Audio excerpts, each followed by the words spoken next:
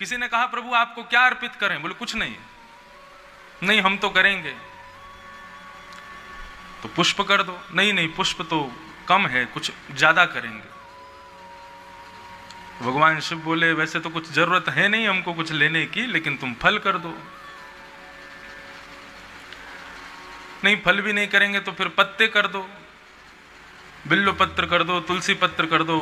पुष्पम फलम पुष्पम पत्रम पुष्पम फलम तोयम। तो पत्र कर दो, पत्र नहीं तो पुष्प कर दो, पुष्प नहीं तो फल कर दो। नहीं नहीं फल भी कम है, कुछ और बताओ। बोले सबसे सहज है संसार में जल, वो जल कर दो। शिष्य कहने लगा जल तो बहुत प्रकार के होते हैं, कावेरी का है, गंगा का है, सरयू का है, मंदाकिनी का है, अलकनंदा का है, कौन सा करें? शंकर जी बोले अब जल में भी तुम पूरी अपनी राजनीति चलाओगे, कौन सा करें? तो यम। लोग इस अर्थ को समझ नहीं पाते। भगवान शिव कहते हैं जल अर्पण करो। कल हम गए यहां पर अचलेश्वर महादेव। ओ महाराज लोगों ने तो शंकर जी को जाने क्या समझ लिया है, बहुत कष्ट होता है ऐसे देख करके। मेरे सामने की घटना, लोग सामने से दूध लेकर के थैली लेकर आते हैं और सीधा फाड़े ऊपर से पिचकारी मार रहे हैं जैसे तुम होली खेल रहे हो शंकर जी के साथ। एक माता ने तो देखा हाथ से फटे नहीं रहा तो मुंह से फाड़ के ये लो शंकर जी। इससे बढ़िया मत चढ़ाओ। हम गए, हम खाली हाथ गए, कुछ नहीं लेकर के गए, बस जा करके दो हाथ जोड़ करके प्रणाम किया। एक कोई थे साथ में, उन्होंने ला करके एक लोटा में जल और दूध दिया, व्यवस्था बन गई तो फिर चढ़ा दिया। इस प्रकार उसी उन्हीं पर चना डाल रहे हैं, वहीं मिश्री डाल रहे हैं, वहीं पुष्प डाल रहे हैं, वहीं धतूरा डाल रहे हैं। अरे वो शंकर जी हैं भाई, उनको लगती होगी। एक आदमी आया, उसके 5 उंगलियां भरी हुई थी अंगूठियों से, और दे रगड़ा मारा उसने शंकर जी के, नाक वाक सब छिल गई होगी। कहां चला जाता है हमारा भाव? हम भगवान को कभी सोचते भी हैं कि वो चैतन्य है कि नहीं है? तो यम भगवान कहते हैं जल चढ़ाओ। कहां का चढ़ाऊं? बोले जब मेरे सामने बैठो और अपनी मेरी स्तुति गाते हुए, मेरा स्मरण करते हुए जब तुम्हारे नयनों से 2 अश्रु बिंद निकल आवे ना, वो जल मुझे चढ़ाओ, वो मुझे प्रिय है। साधारण जल टोंटी, कई मंदिर शंकर जी के देवालयों की तो बहुत बुरी स्थिति कर रखी हम लोगों ने। टोंटी जल की शंकर जी के ऊपर ही रखते हैं, सीधा वहीं से लोटा भरा चढ़ा दिया। कभी प्रसन्न नहीं होंगे देव इस स्थिति से। तो अरे कोई नियम होता है, कोई एक व्यवस्था होती है। देव के सामने किस प्रकार खड़ा होना चाहिए, किस प्रकार हमको बैठना चाहिए, किस प्रकार की स्तुति कब गानी चाहिए, क्या प्रस्तुत करना चाहिए। हम लोग बस क्या करते हैं, आगे वाला जो कर रहा है उससे बढ़िया करना है मेरे को। उसने मिश्री चढ़ाई तो मैं पेड़ा चढ़ा दूंगा शंकर जी पे। लेकिन दया की साक्षात प्रतिमूर्ति हैं भगवान शिव। वो भले ही, अच्छा आपको पता है भगवान शिव को संहार का देवता क्यों बनाया? श्रीमद् भागवत में कथा आती है कि ब्रह्मा जी ने सबसे पहले शंकर जी को, शंकर जी प्रकट कहां से हुए? अब कथा सुनाई देते हैं। ब्रह्मा जी ने जब सृष्टि करना शुरू किया तो सृष्टि करते हुए ब्रह्मा जी ने सबसे पहले मानव को बनाया, और वो मानव थे सनक, सनंदन, सनातन, सनत कुमार। ये 4 लोग। सनत कुमार, तो सनत कुमारों को जब बनाया तो नारद जी ने, ब्रह्मा जी ने पूछा मैंने तुमको क्यों बनाया? तो सनत कुमार कहने लगे भगवान का भजन करने के लिए बनाया है। तो ब्रह्मा जी कहने लगे केवल भजन करोगे, कर्म नहीं करोगे तो आलसी हो जाओगे। भजन करना जरूरी है, लेकिन कर्म प्रधान विश्वर चिराखा। कर्म प्रधान है, कर्म पहले होना चाहिए, भजन उसके बाद में दूसरे नंबर पर रखो। चारों कहने लगे नहीं हमसे कर्म नहीं होगा, हम तो भजन ही करेंगे। तब ब्रह्मा जी ने 10 पुत्र और बनाए, मानस पुत्र, उनमें सबसे छोटे नारद जी। 10 पुत्रों को बनाने के बाद में उनसे पूछा मैंने तुमको क्यों बनाया? तो वो भी बोले हमको भजन करने के लिए बनाया। तो शंकर ब्रह्मा जी को इतना क्रोध आया केवल भजन करोगे। क्रोध के कारण ब्रह्मा जी का ललाट नीला पड़ गया और उस ललाट का भेदन करके भगवान रुद्र शिव प्रकट हो गए। क्रोध से प्रादुर्भाव हुआ भगवान शिव का। दो स्थिति बताते हैं कि प्रकट होते ही रुद्र रूप धारण किया, क्रोध में भर गए तो नाम रुद्र पड़ गया और रौद्र पड़ गया। लेकिन कहते हैं कि फिर प्रकट होकर के रुदन करने लगे, रोने लगे। ब्रह्मा जी ने पूछा, बेटा रोते क्यों? बोले, मैं बढ़िया भगवान का भजन कर रहा था, आपने मुझे क्यों प्रकट किया? तो नाम रुद्र पड़ गया। तब कहा, बेटा हमने सृष्टि करने के लिए तुमको बनाया है, सृष्टि करो, पृथ्वी बनाओ, लोगों को बनाओ। शंकर जी ने विचार किया कि सृष्टि हमारे बस की बात तो है नहीं, लेकिन पिताजी की आज्ञा हो गई, अब आज्ञा का पालन नहीं करूंगा तो मैं फिर अधम बालक माना जाऊंगा। 4 प्रकार की संतान होती हैं, 4 प्रकार के बालक होते हैं, उत्तम, मध्यम, अधम और चौथा तो बहुत बुरा शब्द कहा है, लेकिन हम कहें कनिष्ठ। श्रीमद् भागवत में आदि शास्त्रों में चौथा बालक बताया गया चांडाल। उत्तम बालक कौन है? उत्तमः चिंतितः कुर्यात्, जो अपने माता पिता की बात को कहने से पहले उनके चेहरे के आव भाव को देख करके समझ जाए कि वो क्या चाहते हैं और उस क्रिया को पूरा कर दे, उसको कहते हैं उत्तम बालक। मध्यम बालक कौन है? जो आज्ञा का पालन करे, आज्ञा माता पिता की हो जाए फिर उसको करे, उसको मध्यम कहते हैं। और अधम करेगा लेकिन मां को 100 सुनाएगा, पिता को 50 सुनाएगा, करेगा आज्ञा का पालन लेकिन सुना सुना करके करता है। पूरे दिन मेरे ही पीछे पड़े रहते हो, मैं ही दिखता हूं आपको काम करने के लिए, वो नहीं दिखता, वो बैठा वहां पे। इस प्रकार से जो माता पिता की आज्ञा का पालन करते तो हैं लेकिन 100 सुनाते हैं, उनको कहते हैं अधम। और कनिष्ठ यानी कि चांडाल, कान पर जू ना रेंगना, बोलते रहो, कोई फर्क ही नहीं पड़ता। पढ़ने की बोलो, काम करने की बोलो, किसी काम की बोलो, हम पे कोई फर्क नहीं पड़ता, हम ऐसे ही पड़े रहेंगे। ऐसे बालकों को कहा जाता है कनिष्ठ। और शास्त्र भाषा में सुने तो चांडाल।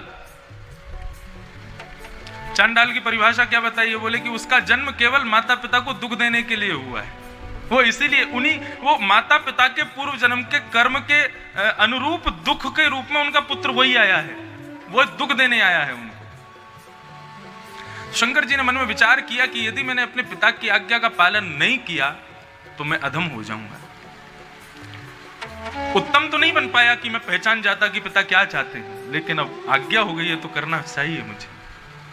आ गए, पृथ्वी पर आए हैं, चारों तरफ देखने लगे, क्या बनाऊं, कैसे बनाऊं, कहां से शुरू करूं। तब उन्होंने कहा कि पिताजी ने जो बनाया है पहले वो तो देख लूं कैसे हैं। तो पिताजी ने कैसे बनाए हैं? 2 आंख हैं, 1 नाक है, सुंदर ओष्ठ हैं, बढ़िया केश हैं, सुंदर भुजाएं हैं, 2 चरण हैं। सुंदर स्वरूप देख करके भगवान शिव बोले, पिताजी से दुगुना ही बनाना है, अच्छा ही बनाना है। पिताजी ने 2 आंख बनाई, हम 4 बनाएंगे। पिताजी ने 1 मुंह बनाया, मैं बहुत सारे मुंह बना दूंगा। पिताजी ने पैर से चलने वाला व्यक्ति बनाया, अरे हमारे साथ में हमारा साथी सर पर रहता है, बेचारा रेंग के चलता, मैं रेंग के चलने वाला आदमी बनाऊंगा। कोई मुखहीन, किसी का मुंह ही नहीं बनाया। और विपुल मुख काहू, किसी के बहुत सारे मुंह बना दिए। और बिन पग चल ही, किसी के पैर ही नहीं है, बिना पैर के चल रहा है रेंग रेंग के। ऐसी सृष्टि बनानी शुरू कर दी। मतलब कौन? भूत प्रेत पिशाच डाकनी साकनी ये सब बनाने लगे भगवान से। और उसमें उनको आनंद आ रहा है, वाह कितना बढ़िया बना है। एक के केवल आंख ही आंख बना दी पूरे मुंह पर, वो लोग घूमता रहे पूरे नगर में। पिताजी के द्वारा बनाए गए फल पुष्प आदि खाते हैं, मेरे द्वारा बनाए गए, पिताजी के द्वारा बनाई गई सृष्टि को खाएंगे। वृक्षों को उठा उठा करके खा रहे हैं, मानवों को खा रहे हैं, ऐसे जीव बनाने शुरू कर दिए। रावण ने भगवान शिव के द्वारा की गई सृष्टि के ऊपर श्लोक लिख दिया। हमारे गुरु शंकर जी ने कैसी सृष्टि की है?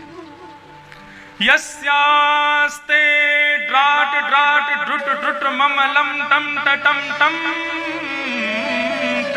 टम टम डम शम डुडम शम डुहि डुहि चकितम भूपके भूपनालम तैलम तैलम तु तैलम खुकु कुकु कुकु खु ख्वांग कु ख्वांग ख्वांग कु ख्वांग ख्वांग गायन्ते यस्य धान्ते वचति सचकलम पातु नो चंद्रचूड़। रावण ने यह श्लोक कब लिखा? रावण बहुत अटेंशन सीकर शिष्य था भगवान शिव का।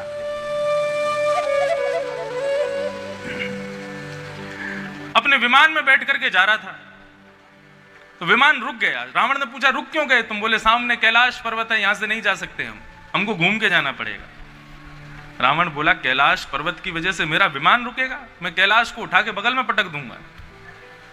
कैलाश पर्वत उठा लिया, जैसे ही उठाया तो पूरा पर्वत हिला। तो ऊपर बैठे हुए भगवान शिव के बगल में बैठी पार्वती जी बोली ये पर्वत हिल क्यों रहा है? भगवान शिव बोले चेला आया है नीचे, पर्वत उठा रहा है। तुरंत भगवान शिव पद्मासन में बैठे थे तो अपने चरण का अंगूठा केवल पृथ्वी पर जैसे ही स्पर्श कराया, स्पर्श कराते कैलाश इतना भारी हो गया, रावण की भुजाएं फटने लगी, नस नस ढीली हो गई, चीखने लगा। तब जाकर के उसने कैलाश को पुनर्स्थापित किया। उसने कहा इतना बलवान, इतना बल कहां से आया कैलाश में? ऊपर जाकर के देखा तो भगवान शिव बैठे थे। तभी उसने कहा कि मेरे गुरु तो आप ही हो, आप मेरे गुरु हैं। भगवान शिव को गुरु बना लिया। अब गुरु के रोज दर्शन करने चाहिए। अब रोज आता है और रोज आता है, जितने लोग लाइन में खड़े होते हैं, कतार में खड़े होते हैं, सबको पीछे छोड़ छाड़ करके और इस तरीके की स्तुतियां गाता है कि कैलाश की चट्टानें बजने लगती हैं, आकाश से मेघमालाएं बरसने लगते हैं रावण के मुख से निकलने वाले शब्दों को सुन करके। भगवान शिव का ध्यान भंग हो जाता है। एक दिन ऐसे ही दर्शन करने के लिए गया तो लाखों लोग खड़े थे। सब देवता भी रोज जाते हैं शंकर जी का दर्शन करने। रावण सोचने लगा इतना पीछे मैं खड़ा हूं, अभी शंकर जी तो बहुत दिन में देखेंगे, गुरु जी के दर्शन तो बहुत देर में होंगे, इतनी देर कैसे खड़ा रहूंगा? क्या करें, कैसे करें? तब उसने ये श्लोक बनाया, यस्यास्ते डाट डाट डुट डुट ममलो। बड़ा विचित्र श्लोक है, इसका छंद ही नहीं पता क्या है। टम टटम टम टटम टम डम शम डुडम शम डुहि डुहि चकितम। जब वो गा रहा था तो कैलाश अपने आप हिलने लगा। आकाश में दिखने वाले हिमालय की विशाल चट्टानें आपस में नृत्य करने लगी और उस भयावह दृश्य से भयभीत होकर के सब देवता भाग गए वहां से। तब रावण जाता है अकेला और जाकर के शंकर जी को प्रणाम करता है। वाल्मीकि रामायण में लिखा है तब से शंकर जी ने बोला सुनो तुम मत आया करो यहाँ पर। बोले नहीं, दर्शन तो मैं रोज करूंगा। बोले नहीं, तुमको दर्शन रोज करना ना, हम रोज लंका आ जाएंगे लेकिन तुम मत आया करो यहाँ पर। तब से शंकर जी रोज लंका जाते हैं रावण को दर्शन देने के लिए, कि कहीं ये नहीं आ जाए, ये आ गया तो सबकी नाक में दम करेगा। तो ऐसे भीगे देव हैं, सदैव भीगे रहते हैं। किसमें भीगे रहते हैं? आपको पता है राधा कृष्ण स्वरूप के सबसे बड़े उपासक कौन है? भगवान शिव। ये लोग नहीं जानते। लोग कृष्ण में और शंकर जी में भी बड़े भेद मानने लग जाते हैं। शंकर देव है, वो देव है, महादेव है। कृष्ण देव नहीं है, कृष्ण ईश्वर है, परमात्मा है। शंकर जी भी जिनका ध्यान करते हैं वो कृष्ण है। आप वृंदावन आएंगे तो राधा कृपा कटाक्ष स्तोत्र, कृष्ण कृपा कटाक्ष स्तोत्र, गोपाल सहस्त्र नाम, ये सब विद्वत्पूर्ण जो हमारे यहाँ के छोटे छोटे ग्रंथ हैं, इनमें देखिएगा किसने सुनाया है, किसने बनाया है, ये सारे स्तुतियां किसने लिखी हैं? तो शंकर जी ने लिखी। ऐसे भगवान शिव, उनको हम बारंबार आज प्रणाम करते हैं। गले रत्नम गीतम गगन तल रत्नम शशिमणि निशारत्नम चंद्रम शयन तल रत्नम शशिमुखी नदी रत्नम गंगा नृपति कुल रत्नम रघुकुलम सभा रत्नम विद्या श्रवण तल रत्नम हरि कथा। भगवान शिव कहते हैं गले का सबसे बड़ा रत्न क्या है? गले का सबसे महंगा आभूषण क्या है? गले में विराजमान होने वाली सबसे अमूल्य ज्वेलरी कौन सी है? तब कहते हैं गले रत्नम गीतम। शंकर जी कहते हैं गले का सबसे सुंदर गीत यदि कोई, सबसे सुंदर रत्न कोई यदि है तो वह है गीत। सुंदर कंठ का होना, स्वर का होना। आप में से कई लोग सोच रहे होंगे तो हमारे पास स्वर नहीं है, इसका मतलब हमारे कंठ बढ़िया ही नहीं है। कई लोग जब गाते हैं तो राग रागनियों के भी हाथ पांव टूट जाते हैं कि ये क्यों गा रहा है हम। हमारे परिकर में भी 2-4 लोग ऐसे ही हैं। वो जब गाते हैं ना तो वास्तव में लगता है कि राग प्रकट हो गया होगा, भैया मत गा मुझको। दोनों बातें हैं। देखिए, राग का होना इतना अनिवार्य नहीं है। आपके कंठ में राग रागनियां विराजमान हो, बहुत सुंदर आप गावें, वो जरूरी नहीं है। अनुराग का होना बहुत जरूरी है, भाव का होना बहुत जरूरी है, राग इतना जरूरी नहीं है। तो गले का सबसे सुंदर रत्न क्या है? गीत। गले रत्नम गीतम गगन तल रत्नम दिनमणि। इस आकाश का सबसे बड़ा रत्न क्या है? आज हम दर्शन करने गए थे, भगवान सूर्य। इस आकाश का सबसे सुंदर रत्न यदि कोई है तो वो है भगवान सूर्य। क्या अद्भुत। वैसे तो हमने यहाँ पे तो कॉपी की है हमारे कोणार्क मंदिर की, जो उड़ीसा में है, लेकिन जब अंदर सूर्य भगवान का दर्शन किया, आहा, अद्भुत स्वरूप है, मानो साक्षात सामने सूर्य नारायण विराजे हों, ऐसा अनुभव हो रहा था। बहुत सुंदर। तो वे कौन है? इस आकाश के सबसे सुंदर रत्न है शशिमणि, दिनमणि, यानी कि सूर्य। निशा रत्नम चंद्र। रात्रि का सबसे सुंदर रत्न कौन है? चंद्रमा। ये रात्रि के सबसे सुंदर रत्न है। नदी रत्नम गंगा। नदियों में रत्न कौन है? गंगा। नृपति कुल रत्नम रघुकुलम। राजाओं में सबसे सुंदर रत्न रूपी कुल कौन सा है? बोले रघुकुल, राम जी का। सभा रत्नम विद्या। जहां पर 100, 200, 1000, 500 लोग बैठे हों, वहां पर सबसे सुंदर रत्न क्या है? विद्या। जो विद्वान होगा उसी की इतने लोगों में पूछ होगी, जो जानता होगा, जानकार होगा। ठीक उसी प्रकार कहते हैं भगवान शिव, श्रवण तल रत्नम हरि कथा। इन कानों का सबसे सुंदर रत्न यदि कोई है तो वो है भगवान की मंगलमयी कथा।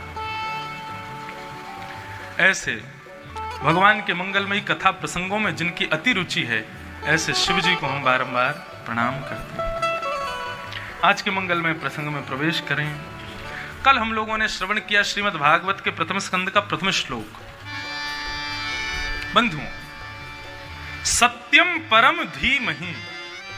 बहुत ध्यान से सुनिएगा, एक एक शब्द सुनिएगा।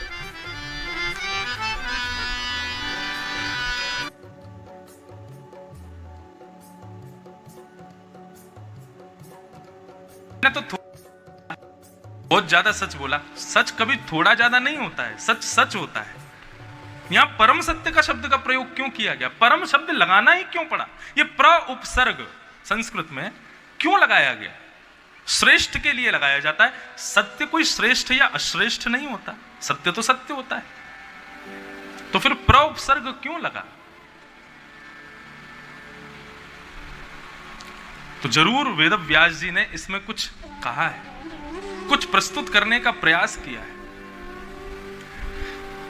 कृष्णम परम धीमहि कहते, रामम परम धीमहि कहते, देवी परम धीमहि कहते, शिवम परम धीमहि कहते। किसी देवी देवता का नाम नहीं लिखा, सत्यम परम धीमहि। वेदव्यास जी महाराज ने श्रीमद् भागवत के प्रथम श्लोक में कह दिया कि यह भागवत की कथा सबके लिए है। किसी एक मजहब के लिए, किसी एक पंथ के लिए, किसी एक संप्रदाय के लिए, किसी एक जाति विशेष के लिए नहीं। सत्यम परम धीमहि। सत्य को वंदन करते हुए वेदव्यास जी ने कहा यह वह सत्य है जो सबको प्रिय है। सिख भाइयों से भी मिलेंगे तो वे भी सत श्री अकाल, वो भी सत्य को वंदन करते हैं। देवी को भजने वालों के पास भी जाओगे तो वे भी कहेंगे सांचे दरबार, सांचा यानी कि सत्य। शंकर जी को भजने वाले सत्यम शिवम सुंदरम सत्य। कुरान की एक आयत है, उसमें भी सत्य को ही श्रेष्ठ बताया गया। सब श्रेष्ठ, सब सत्य को ही श्रेष्ठ मानते हैं। इसलिए श्रीमद् भागवत में किसी एक देवता को रख करके और प्रथम श्लोक नहीं लिखा गया, सत्य कहा गया, यानी कि सबके लिए है, सब आइए, सर्वव्यापी है। और धीमहि, ये धीमहि शब्द का अर्थ क्या है? बंधुओं देखिए, संसार में भगवान ने हमको किसी भी कार्य को करने के लिए दो वस्तु प्रदान की है, एक तो बुद्धि और दूसरा मन। सुबह से शाम तक आप जो भी कुछ करते हो, या तो बुद्धि की रुचि से करते हो या मन की रुचि से करते हो। इस भागवत की कथा में कई लोग तो या तो बुद्धि की रुचि से आए होंगे, क्या करें, घर में मन ही नहीं लग रहा है तो कथा ही सुन ले जाके, थोड़ा मन तो लगेगा। और कई लोग मन की रुचि से आए होंगे, नहीं कथा तो हमको सुननी है, हमको समझना है, हमको जानना है। बुद्धि की रुचि और मन की रुचि। लेकिन यहां धीमहि शब्द कह करके श्री वेद व्यास जी कह रहे हैं, धीमहि शब्द बुद्धि के लिए नहीं है, ये मन के लिए है, ये हृदय के लिए है। श्रीमद् भागवत की कथा सुनते समय बुद्धि लगाने की जरूरत नहीं है। बुद्धि लगा करके यदि आप बैठेंगे कथा में, बुद्धि को श्रेष्ठ मान करके यदि बैठेंगे, तर्क प्रकट होंगे, प्रश्न प्रकट होंगे। ऐसा कैसे हो गया, ये कैसे हो गया, भगवान की लीला पर संशय प्रकट हो जाएंगे कि ये कैसे कर दिया भगवान ने। इसलिए बुद्धि का विषय नहीं है, हृदय का विषय, मन का विषय। एक दूधिया, दूधिया समझते हैं, दूध जो देता है घर घर जाके। एक दिन उसकी इच्छा हुई कि मैं अपने लिए सुंदर कुर्ता बनवाऊं, और वो दर्जी की दुकान पर गया और दर्जी से जाकर के बोला कि मुझको कपड़ा दो मेरे नाप का, जिससे मैं अपना कुर्ता बनवाऊं। तो दर्जी ने उसका नाप माप लिया, तो उसने कहा कि 4 मीटर कपड़ा आएगा। और 4 मीटर नापने के लिए दर्जी ने ये लंबा फुटा निकाला, फुटा समझते हैं, स्केल। अब वो फुटा लगा करके दर्जी ऐसे ही नापता है कपड़ा। तो दूधिया कहने लगा, बोले कि फुटा से क्यों नाप रहे हो, लोटा से नापो। दर्जी कहने लगा, भैया ये कोई दूध है, पानी है कि इसको मैं लोटे से नापूं, ये तो कपड़ा है।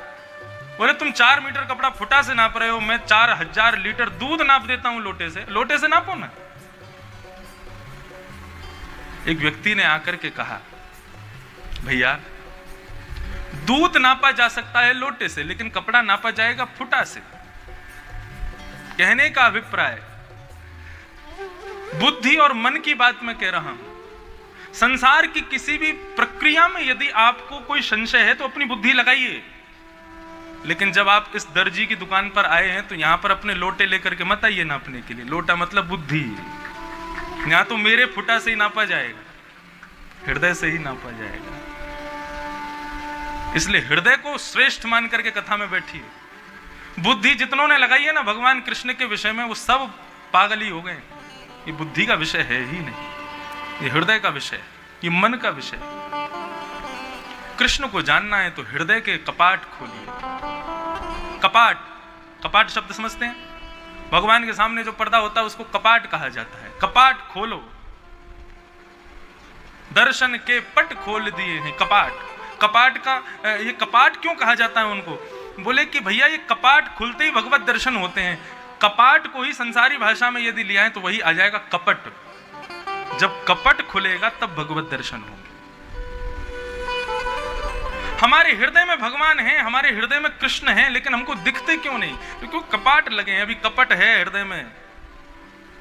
गोस्वामी तुलसीदास जी कहते हैं, निर्मल मन जन सो मोहि पावा, निर्मल मन जन सो मोहि पावा, निर्मल मन जन सो मोहि पावा, निर्मल मन जन सो मोहि पावा,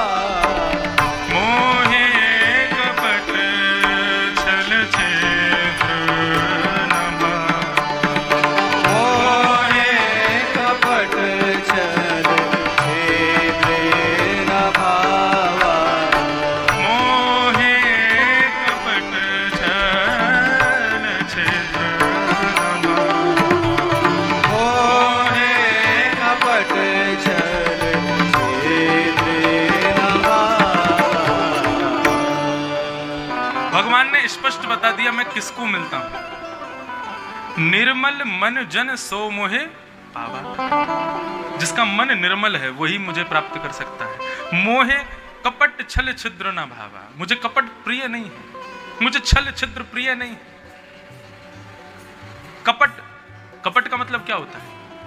कपट का मतलब होता है कि दिखाएंगे तो हम तुम्हारी हितैषी हैं, लेकिन करेंगे सारे काम वही जिससे आपका अनहित हो। इसको कहते हैं कपट। भगवान कहते हैं ये मुझे प्रिय नहीं है। तो अपने हृदय से कपट दूर करना, इसका तात्पर्य क्या है? कपाट खोल देना, और तब हृदय में विराजमान ठाकुर जी श्याम सुंदर के दर्शन हो जाएंगे। श्री राधा रमण जी का जो स्वरूप वृंदावन में विराजमान है, उस स्वरूप के पीछे एक चैतन्य महाप्रभु के वंशज, उन्हीं के वंश परंपरा, गुरु परंपरा में एक बड़े अच्छे अद्भुत संत हुए। वे वर्णन करते हैं कि राधा रमण जी का जो स्वरूप है ये कैसे प्रकट हुआ, ये इतना सुंदर स्वरूप आया कैसे। तब वे कहते हैं कि जब श्याम सुंदर अपनी प्रिया यानी कि श्री किशोरी जी के नेत्रों में देख रहे हैं, तो नेत्रों में देखते देखते ठाकुर जी को, किशोरी जी के नेत्रों में एक ठाकुर जी और दिखते हैं। वो ठाकुर जी नेत्रों के भीतर एक और किशोरी जी के नेत्रों में दिख रहे हैं। वो ठाकुर जी जिन किशोरी जी के नेत्र में दिख रहे हैं, उनको भी वहां पर एक ठाकुर जी दिख रहे हैं जो किसी और किशोरी के नेत्रों में देख रहे हैं। वृंदावन रस परंपरा यदि मैं बोलने लग जाऊं तो आप लोग सिर पकड़ करके बैठ जाओ।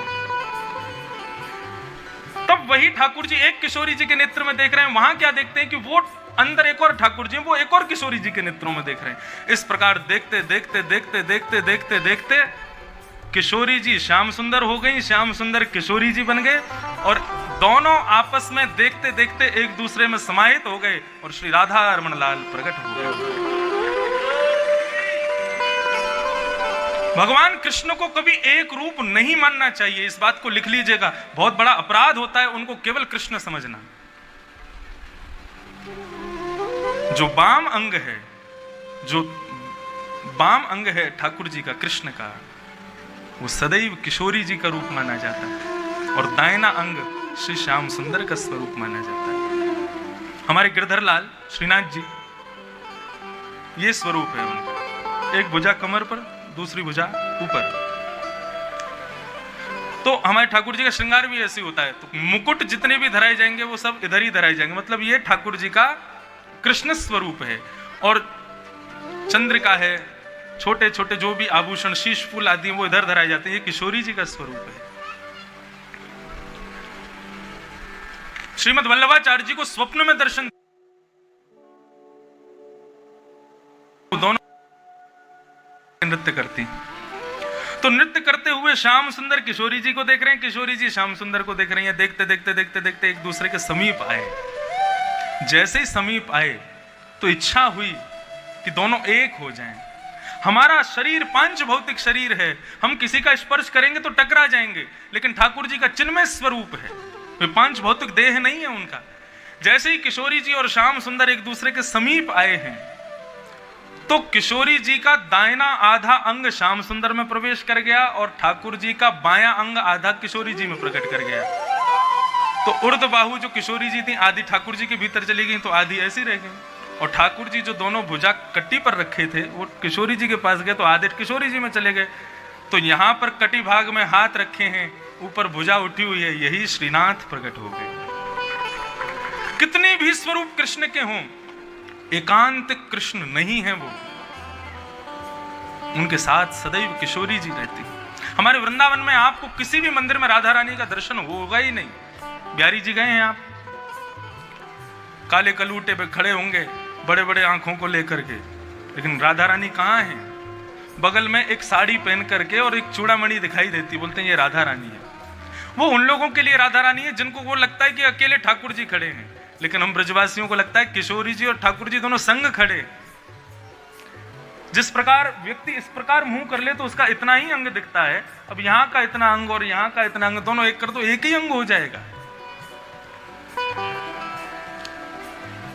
प्रत्येक स्वरूप ठाकुर जी का दो रूप है।